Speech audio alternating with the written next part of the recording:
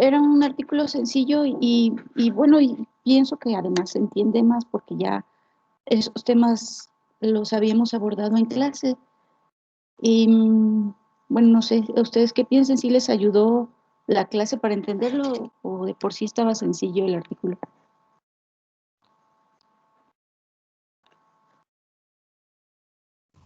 No, sí ayudó, doctora, en la clase en relación a entender el artículo. Estaba más fácil de comprender. Ajá, sí, sí, eso pensé. Y, algo que les haya llamado la atención, que a lo mejor no vimos en clase o que haya sido algún dato interesante.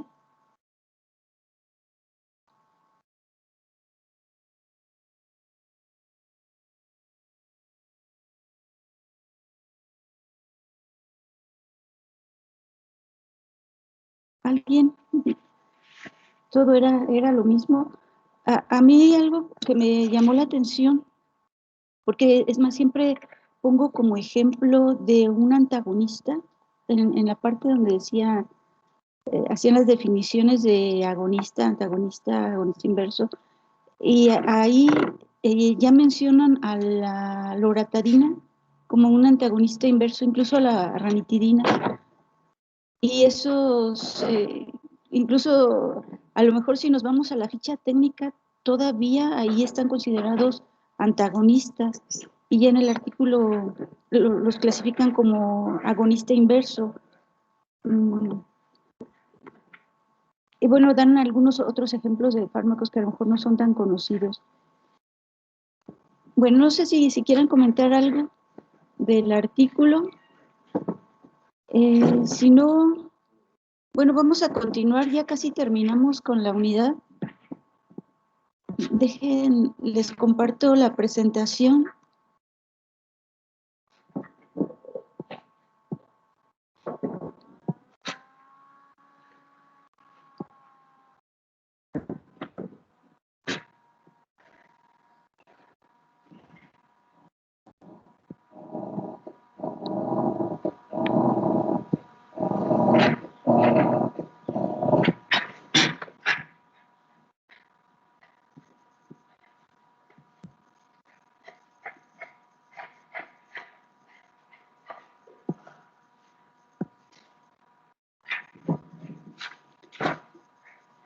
Bueno, ahí se ve la presentación. Sí, sí se ve. Sí. Bueno, es un poco ya lo que hemos visto nada más para recordar en qué estamos. Estamos hablando de farmacometría.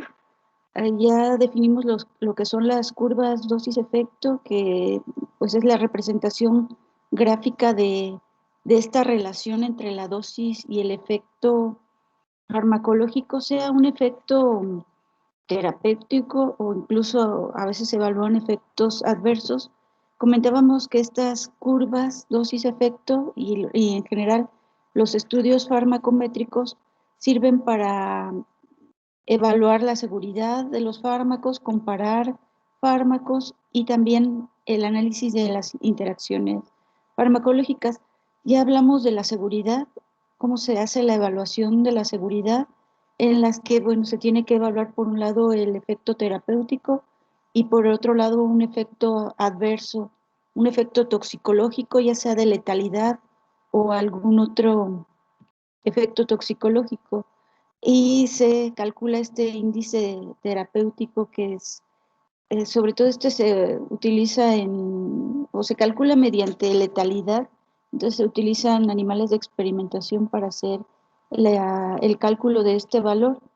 Hay otro valor, el margen de seguridad, en el que sí pueden utilizarse, o más bien calcularse mediante estudios clínicos en humanos, y se hablaría de algún otro dosis tóxica, algún otro efecto toxicológico. Hablamos ya de la comparación entre fármacos y de estos dos conceptos, la eficacia, que es el efecto máximo, y la potencia, que tiene que ver con la dosis. Vimos ya estas gráficas que están borrosas, pero donde se hace esa comparación entre fármacos y se compara la eficacia y la potencia. Este ejemplo también ya lo vimos. y este. Y nos quedamos aquí y vamos a hablar de las interacciones farmacológicas, que, bueno, ya de esto también ya hemos hablado. Las interacciones farmacológicas, pues es la modificación de los efectos de un fármaco como consecuencia a la presencia de otro fármaco. En realidad hay interacciones fármaco-fármaco, que es este ejemplo, así como está definido aquí en el punto 1, fármaco-fármaco, pero también hay otro tipo de interacciones farmacológicas, que puede ser fármaco-alimento o fármaco, incluso sustancias ambientales.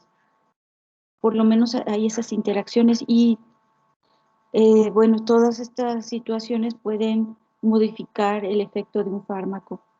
Incluso pudiera ser también interacciones con sustancias endógenas que se están produciendo de manera, pues digamos, irregular a la mayoría de la población, que pudiera también alterar este efecto. Bueno, esas interacciones pueden tener consecuencias positivas o negativas. Ahorita vamos a ver cómo sucede esto. Y bueno, las interacciones pueden darse a nivel farmacocinético, ya sea desde la absorción hasta la eliminación, o farmacodinámicas que tienen que ver con el mecanismo de acción. Esta es una clasificación de estas interacciones farmacológicas. Hablamos de antagonismo, y bueno, son estos dos tipos, que aquí sería que se contrarrestan, el antagonismo, en el sinergismo, que se facilitan, y de indiferencia, en la que no hay una interacción, pero no hay una modificación en el efecto. Aquí viene la definición de antagonismo. Se presenta en la interacción de dos o más fármacos, y se produce una menor respuesta que cuando se administran individualmente, y esto es porque los efectos se contrarrestan. Entonces, bueno, aquí comentábamos que hay dos tipos de antagonismo, el competitivo y el no competitivo. Entonces vamos a definir el antagonismo competitivo. En el antagonismo competitivo, los dos fármacos que van a interactuar, tenemos un agonista y otro antagonista, y los dos actúan sobre el mismo receptor. Aquí este dibujo ya lo habíamos manejado antes en alguna diapositiva anterior. Tenemos el agonista solo, desencadena una respuesta intracelular y entonces se manifiesta el efecto. El antagonista solo se une al receptor, pero lo bloquea, y el efecto es consecuencia de que no deja actuar al agonista porque está bloqueando al receptor. Cuando se administran dos fármacos que actúan sobre el mismo receptor, un agonista y un antagonista, va a haber una competencia por los receptores. Y aquí, bueno, podríamos evaluar el efecto del agonista. Entonces, en la medida en que se incremente la cantidad de antagonista, pues se va a ir viendo disminuido el efecto del agonista. Lo que sucede en este tipo de interacción es que disminuye la potencia, únicamente la potencia, la eficacia se mantiene igual y las curvas son paralelas. Entonces, en la gráfica, que sería una curva dosis-efecto, aquí se evalúa el efecto del agonista solo, y pues lo tenemos a una dosis efectiva 50, aquí le podríamos dar un valor de 1, por ejemplo. Experimentalmente lo que se hace es que se administra una dosis del antagonista, y entonces se empieza a administrar el agonista en presencia del antagonista. ¿Y qué sucede? Pues que a todas estas dosis, como si esta estuviera prolongada hasta aquí, no hay efecto, está aquí pegada al cero, y empieza a haber efecto, pero a una dosis más elevada. Entonces, si le pusiéramos aquí un valor aquí a la dosis efectiva 50, pues este valor sería mayor que en esta curva. A lo mejor aquí lo tendríamos de 1 y aquí lo tendríamos de, no sé, de 10. Esta recorrida. Lo que sucede es que disminuye la potencia. Ahora se requiere mayor cantidad para producir el mismo efecto. Finalmente la curva va a seguir la misma trayectoria y va a ser paralela, incluso va a tener la misma eficacia, va a alcanzar el efecto máximo, el mismo efecto máximo que si estuviera solo, pero se va a requerir una mayor cantidad de fármaco. Ahora, experimentalmente pudiera añadirse el doble de la cantidad del antagonista. Entonces, tenemos 2 dosis del antagonista y se va a evaluar lo que sucede en presencia del agonista. Se empieza a administrar el agonista y vemos que a todas estas dosis no sucede nada. Se mantiene aquí a nivel de cero, a nivel basal, y empieza a aumentar, pero a una dosis mucho mayor. Si aquí le pusiéramos valor a la dosis efectiva 50, pues este sería 1, 10, 100. ¿Sí? Y bueno, esto es lo que sucede. Entonces las curvas se comportan así. Si vemos un estudio farmacométrico en el que estén representadas curvas paralelas y se hable de la presencia de un agonista y un antagonista, pues podemos suponer que el antagonismo es competitivo. No sé si va quedando claro esto.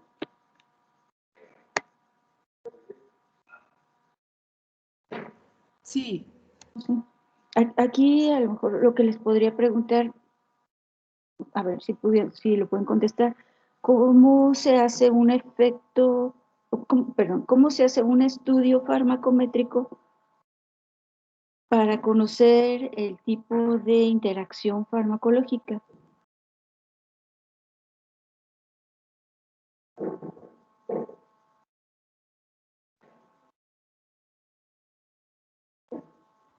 Podría ser que se comparen dos tipos de fármaco que actúen en un mismo sitio. Sí, bueno, sí, en parte sí. A ver, ¿alguien más que quiera complementar lo que comentó su compañero? Podrías primero, bueno, un grupo de personas solamente con el agonista. Ajá. Y ya otro grupo de personas al que también se les pone el agonista, pero también se les administra otro fármaco. Ajá. El efecto que tuvieron, si necesitaron una terapéutica o mayor. Para saber Sí. si el otro fármaco era simbiótico, no me acuerdo, o si es antagonista. Agonista, sí. Entonces, se administraría un fármaco, sí, muy bien. Aquí la comparación, complementando un poco lo que me dijeron primero, sí es una comparación, pero es la comparación de lo que sucede de un fármaco solo y lo que sucede de ese mismo fármaco en presencia de otro, que es lo que se está evaluando aquí cada una de las gráficas. Entonces, como decía Ivonne, se administra un fármaco agonista y se observa su comportamiento, cómo se va incrementando el efecto a medida que se incrementa la dosis. Podría ser en un grupo de personas si es un efecto cuantal. Si es un efecto gradual, pues a lo mejor podría ser en un mismo individuo irle administrando una mayor cantidad del fármaco agonista hasta observar un efecto máximo. Y entonces se observa este comportamiento y ahora se observa qué sucede en presencia de otro fármaco. Y en este caso, si las gráficas están en esta posición, pues hablamos de antagonismo competitivo. Sí, Fernando, sí es comparación, pero es comparación de él mismo, del mismo agonista, pero solo y en presencia del antagonista. No sé si queda claro. Sí, ya entendí. Muchas gracias. Y lo otro que dijiste, Ivonne, que dijiste una palabra, pero ahorita ya se me olvidó. ¿Qué era antagonista y qué? Simbiótico, es que no sé si se da palabra. como que tuvieran un efecto en conjunto para que fuera mayor el efecto. Ya, más bien, si no es simbiótico, es de sinergismo, tal vez, es la palabra que buscabas, ¿no? Sí, era sinergismo. Sinergismo, Sí, perdón. sí. En este caso es antagonismo, pero sí, efectivamente, se evalúa igual, pues si simplemente queremos conocer qué tipo de interacción se va a dar, pues se evalúa el fármaco solo y sus efectos, y ahora se evalúa en presencia de otro y se evalúan sus efectos. Si es antagonismo, pues antagonismo competitivo va a ser así. Bueno, aquí es la misma gráfica. Es que aquí luego les pongo el ejemplo de ¿recuerdan ese juego de damas chinas que eran con canicas? Que tienen los huequitos en el tablero, unos huequitos y las canicas van brincando. Me imagino así como que los huequitos son los receptores. ¿Sí recuerdan ese juego? Sí lo llegaron a jugar. Sí. Sí. Los huequitos podrían ser los receptores y las canicas podrían ser el fármaco. Entonces, si ponemos un puño de canicas azules, que fuera el agonista, pues se va a ver el efecto máximo. Cuando aventamos 10 canicas al tablero y van a ocupar los receptores, van a ocupar sus espacios y entonces se va a ver un efecto máximo. Pero ¿qué sucede si mezclamos 10 canicas verdes, o bueno, ya no sé qué color dije, azules, que era el agonista, y rojas, que es el antagonista, unas 2 rojas, pues ahora va a haber una competencia y ya no va a haber el efecto máximo porque van a estar algunos ocupados por las canicas rojas. En la medida que incrementemos el número de canicas rojas, pues va a haber una disminución de la probabilidad de que se ocupe por el agonista, porque está viendo esa competencia. Entonces, en estas gráficas se va a ver desplazado tantas veces como haya cantidad de antagonista. Y va a haber un momento en que a lo mejor va a ser tal la cantidad de antagonista que va a requerir una cantidad excesiva de agonista para poder desplazar. Se tienen que agregar mucho más. Aquí en este dibujo pues es más o menos eso. Tenemos, miren, y yo aquí todavía puse la loratadina que les decía es casi siempre el ejemplo que pongo porque la histamina funciona como agonista y la loratadina siempre había sido considerado como antagonista. Entonces, la histamina produce sus efectos, por ejemplo, relacionados con la alergia, y la loratadina que va a ocupar, si funciona como antagonista, simplemente ocupa los receptores y evita que funcione la histamina. Pero voy a quitar este ejemplo porque... y bueno, el otro tipo de antagonismo es el no competitivo. Aquí también experimentalmente se hace lo mismo. Se observa el efecto del agonista solo y luego se observa el efecto del agonista en presencia del antagonista. En este caso, no es que sea realmente un antagonista competitivo sobre los mismos receptores, sino son antagonistas porque producen efectos contrarios en el mismo órgano, aunque sea, más bien es por mecanismos de acción diferentes. Aquí en la diapositiva dice farmacodinámico, por ejemplo, podemos tener, bueno, después pongo algún ejemplo, pero no sé, en el corazón, voy a poner otro ejemplo diferente. En el corazón, un fármaco que actúa sobre un tipo de receptores que incrementan la frecuencia cardíaca y otro fármaco que actúa también en el corazón, pero en otro tipo de receptores que disminuye la frecuencia cardíaca. Entonces, cada uno sobre sus receptores están produciendo efectos contrarios. Entonces hablamos de farmacodinámico, porque sí es en cuanto al mecanismo de acción, pero por mecanismos contrarios producen, mecanismos diferentes producen efectos contrarios. Entonces ese es un antagonismo no competitivo. No hay competencia por los receptores. Y en el farmacocinético, un fármaco puede modificar o afectar alguno de los procesos farmacocinéticos.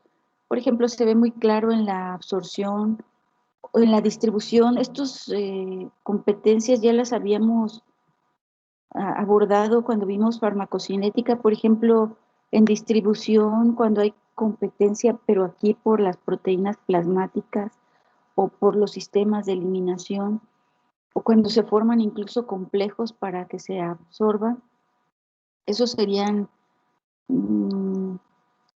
aquí también estaríamos hablando de un antagonismo competitivo, no competitivo. Y en ese caso las gráficas se observan aquí, como vienen en el dibujo. Tenemos en esta línea azul, que es el agonista solo, un fármaco en el que se observa su efecto, y luego en presencia del otro fármaco. Y como ven, aquí va disminuyendo la potencia y va disminuyendo también la eficacia. En este caso se disminuye ese efecto. Aquí también ocurre este tipo de antagonismo, también es farmacodinámico, a veces es en el mismo receptor, pero cuando uno de los fármacos se une de manera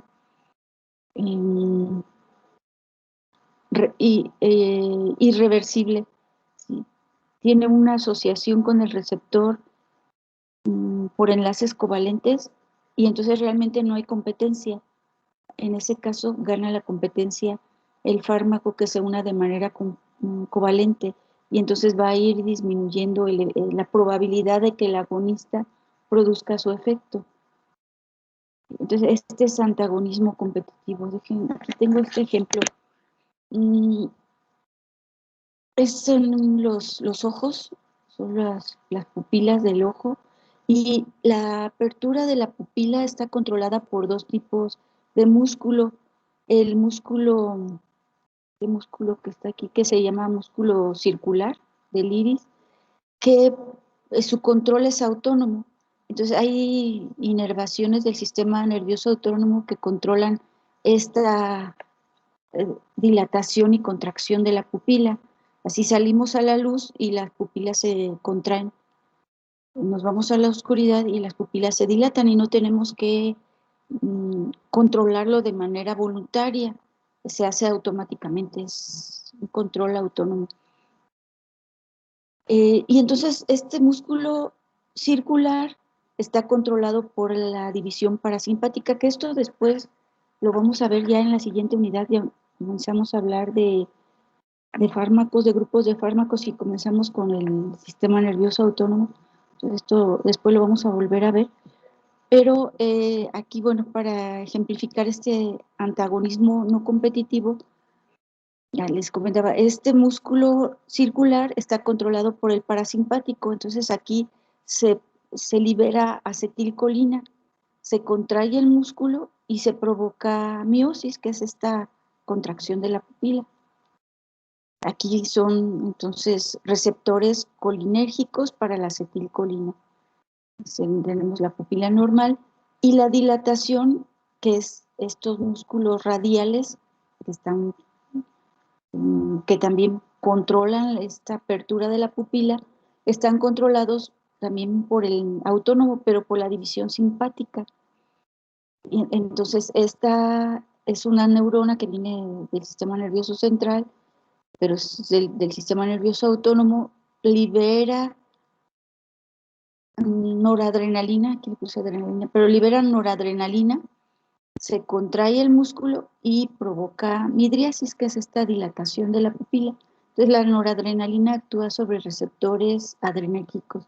Como ven, son dos mecanismos diferentes. Se controla la apertura de la pupila, pero en realidad el mecanismo es diferente porque este está controlado por receptores colinérgicos y la acetilcolina, neurotransmisor acetilcolina, y esto está controlado por receptores adrenérgicos y el neurotransmisor noradrenalina. Si hiciéramos el experimento y depositáramos directamente acetilcolina sola, produciríamos miosis en el ojo. Pero si ponemos una pequeña cantidad de adrenalina, empezaríamos a observar que hay una disminución de esa miosis, porque entonces hay los dos efectos simultáneamente y son efectos contrarios. Y entonces, en ese caso, como no hay una competencia, empieza a comportarse de esta manera. El agonista, o bueno, a lo mejor está mal decir agonista y antagonista, porque no es sobre el mismo receptor. Uno de los fármacos, podríamos saber aquí el efecto que midiéramos sería miosis, como está en presencia de la noradrenalina, empieza a disminuir esa capacidad de producir miosis, hasta que hay tal cantidad de noradrenalina, y aquí la curva va a tender a hacerse plana, que no va a poderse observar el efecto de la acetilcolina, de la contracción, porque esto va a ganar, porque hay una gran cantidad que produce un efecto más intenso. ¿Queda claro el antagonismo no competitivo? Entonces, aquí serían dos fármacos que actúan en dos tipos de receptores diferentes, por eso no hay competencia. Por eso no hay competencia. Ese es un caso que sería este farmacodinámico y que sería este ejemplo. Son dos fármacos que actúan sobre mecanismos diferentes, pero producen efectos contrarios. Por eso no hay competencia, es no competitivo. Sí, ese es el ejemplo y es el más claro y es cuando da las curvas así más bonitas, cuando es simplemente así. Eh, a veces esto de farmacocinético también es no competitivo, pero luego las curvas salen más feas. Pero sí, también puede ocurrir algo similar, también es no competitivo, también es un antagonismo no competitivo en este caso. Si, por ejemplo, se administra un fármaco y se administra también carbón activado, se va a evitar la absorción y entonces el efecto va a ir siendo menor. Por más que se administre fármaco, el efecto no se va a notar, va a ir disminuyendo. Entonces, también hay un antagonismo no competitivo del tipo farmacocinético. Sí. Y bueno, este a lo mejor fue el ejemplo así más claro que tiene que ver con los receptores. También puede haber, lo que les comentaba, un antagonismo no competitivo en los mismos receptores y tener un agonista y un antagonista, pero cuando el antagonista es de unión reversible. En el ejemplo del tablero de damas, sí, son damas chinas de las canicas, decíamos, las azules producen el efecto máximo, pero si agregamos rojas, pero que tienen pegamento, se van a quedar ocupando los receptores y entonces van a evitar, en ese caso también es no competitivo, porque los rojos se van a quedar pegados a los receptores, van a quedar pegados a los espacios, y entonces va a ir disminuyendo, en ese caso, el número de receptores disponibles. Por eso también en ese caso se observa, y también es no competitivo, y se va observando la gráfica de este tipo. Y aquí sería, bueno, pegada de esta manera, y también iría disminuyendo en la medida que se incremente el fármaco que se queda pegado a los receptores, pues se va a ir disminuyendo el efecto del otro porque hay menor número de receptores disponibles. No sé si esto queda claro, serían 3 ejemplos distintos de antagonismo no competitivo. No sé si quedan claros los 3.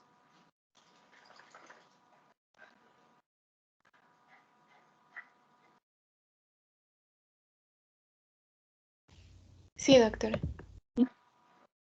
Sí. Dos farmacodinámicos, que sería uno de acciones contrarias y el otro en el que uno se une de manera irreversible y el otro simplemente farmacocinético.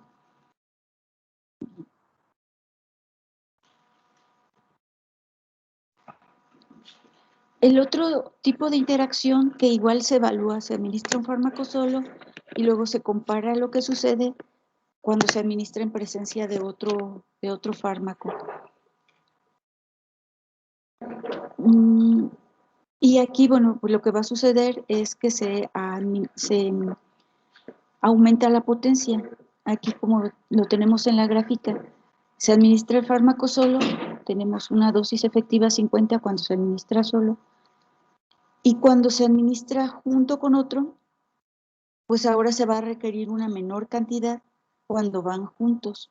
Entonces, se administra una dosis de B y se requiere menor cantidad de A para producir este efecto. Hagan de cuenta que aquí lo que se está evaluando es simplemente el efecto de A, en este caso solo y en este caso en presencia de B. Y bueno, aquí hay dos tipos de sinergismo, uno que se le conoce como sinergismo aditivo y el otro de potenciación. En el sinergismo aditivo, la administración simultánea, o con la administración simultánea, se produce un efecto tal que es como si fuera la suma de los efectos de los fármacos administrados individualmente. Por ejemplo, pudiéramos evaluar aquí son dos ejemplos, el naproxeno con el paracetamol, que de hecho viene algunas presentaciones juntas, ya viene la presentación junta, naproxeno con paracetamol. Y bueno, lo que se consigue es que ya se tiene que administrar en menor cantidad. Bueno, en ese caso, a lo mejor el paracetamol solo es un analgésico, pero en presencia del naproxeno, pues se va a potenciar esa actividad, ese efecto analgésico. El otro ejemplo es el óxido nitroso y el tiopental. Estos son anestésicos generales. Este es de inhalación y este es de intravenoso. O sea, pueden administrar solos y ambos tienen actividad de anestésico general. Pero cuando se administran juntos, pues se obtiene un mejor efecto. Bueno, estos son algunos de esos ejemplos. Entonces, aquí simplemente es como la suma, que es lo que sucede aquí. En realidad, ambos fármacos tienen el mismo efecto y entonces cuando se administra junto, pues se obtiene un mejor efecto que si se administraran solos. Se favorece el efecto porque los dos tienen el mismo efecto farmacológico. Y en el de potenciación, el efecto total pues es mucho mayor que la suma de los efectos individuales. Aquí, bueno, se me hacen más claros estos dos ejemplos, porque en estos casos, bueno, por ejemplo, tenemos amoxicilina, es un antibiótico, puede administrarse sola, pero pensando en que hay bacterias que son resistentes a la amoxicilina sola pudiera no tener efecto en combatir a esas bacterias, en contrarrestar los efectos que producen esas bacterias porque no tiene acción antiinfecciosa contra esas bacterias que son resistentes a la amoxicilina. Hay algunas bacterias que son resistentes porque producen una enzima que degrada a la amoxicilina. Entonces, la amoxicilina pues no le va a hacer nada porque la bacteria la va a estar eliminando. Pero si se administra junto con el ácido clavulánico no tiene tampoco actividad antibiótica, pero es una molécula estructuralmente que se parece a la amoxicilina. Se administran simultáneamente y lo que va a hacer la enzima que produce la bacteria es distraerse con el ácido clavulánico y entonces deja disponible a la amoxicilina para que ahora sí ataque a las bacterias. Y aquí pues se ve claramente que ninguno de los dos solito va a tener un efecto o una actividad, una acción antiinfecciosa. Pero si se administran juntos, pues esto sí es capaz de matar a las bacterias. Y es un efecto, pues bueno, aquí si no se está distrayendo a la enzima inactivadora de la amoxicilina. ¿Sí? Entonces, es un ejemplo claro. Si vemos la gráfica, si graficáramos eso, de la amoxicilina sola tendría que estar muchas veces por acá, muy lejos, no se notaría. O del ácido clavulánico, pues no, ni siquiera tiene actividad.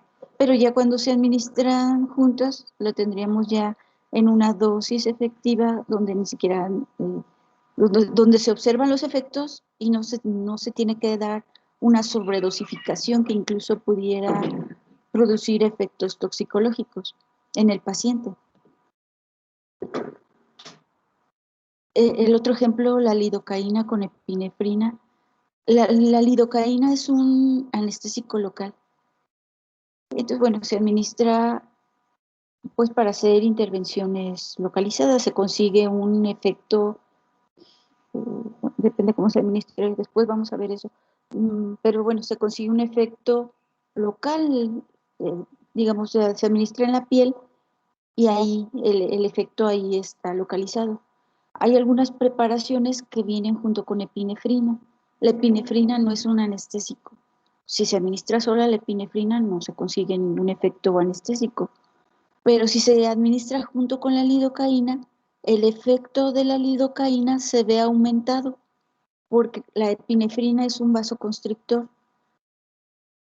Evita que se absorba, se administra, supongamos en la piel, se administra en la piel, evita que se absorba porque hay una vasoconstricción y entonces el efecto anestésico de la lidocaína se ve intensificado y aumentado, sobre todo en tiempo.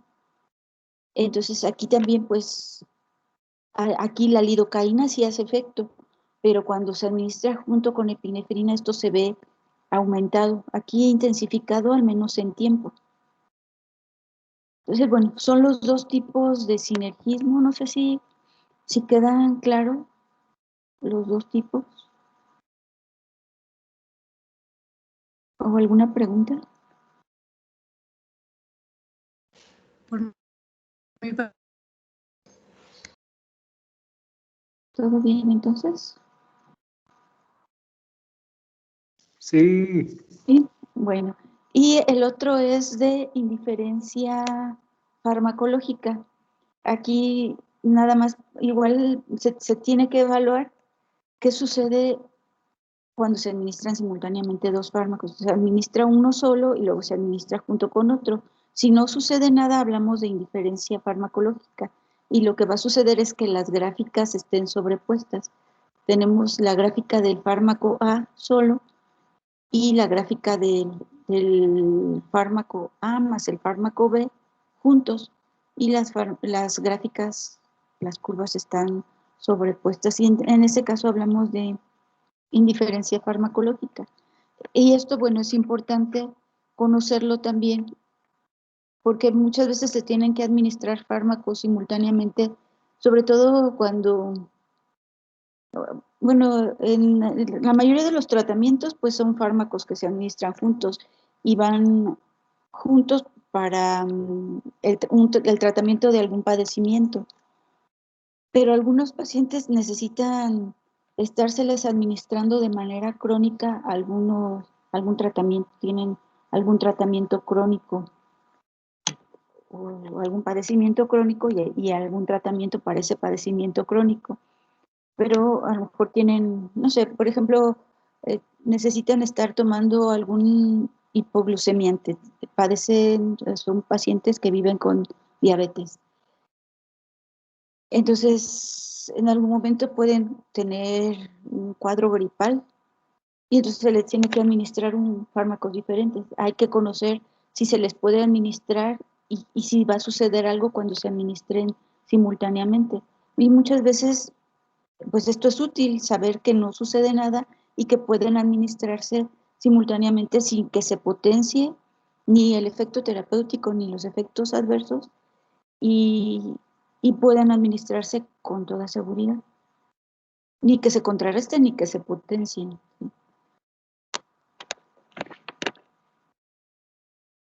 Entonces, bueno, con esto terminamos la unidad. Bueno, Bueno, estas son algunas de las conclusiones. Lo que vimos, bueno, la elaboración de las curvas dosis-efecto apoyan los estudios farmacométricos. Dos parámetros útiles en la evaluación de la seguridad de los fármacos son el índice terapéutico y el margen de seguridad. Se pueden comparar la potencia y la eficacia de los medicamentos y la administración simultánea de dos fármacos puede producir interacciones de antagonismo, competitivo y no competitivo, o competitivo o no competitivo, y de sinergismo, de adición o de potenciación. Y con esto terminamos la unidad. No sé si tengan alguna duda o comentario. ¿Hasta aquí? Bueno. Entonces, bueno, lo que les estaba comentando en la otra clase es que ahora sí podríamos ya evaluar la unidad de farmacodinámica y la unidad de farmacometría, que podría ser este viernes o el martes, no sé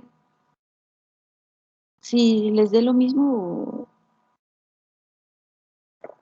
o lo dejamos para el martes. Sí, mejor para el martes. Es que el viernes tenemos otro examen. Ah, bueno. Sí, entonces lo dejamos para el martes. Al cabo es un examen en el aula virtual. Y ya pues ese sí sería a la hora de clases de 9 a 10, que es martes, y ya. Y ya mañana comenzaríamos con la unidad de sistema nervioso autónomo, ya comenzaríamos a ver grupos de fármacos. Comenzamos mañana con sistema nervioso autónomo y bueno, el examen del martes sería hasta lo que vimos hoy. Sí, está bien. ¿Sí? Bueno, entonces, no sé si tengan alguna duda o comentario, si no, pues le dejamos por hoy hasta aquí y ya mañana comenzamos con la siguiente unidad.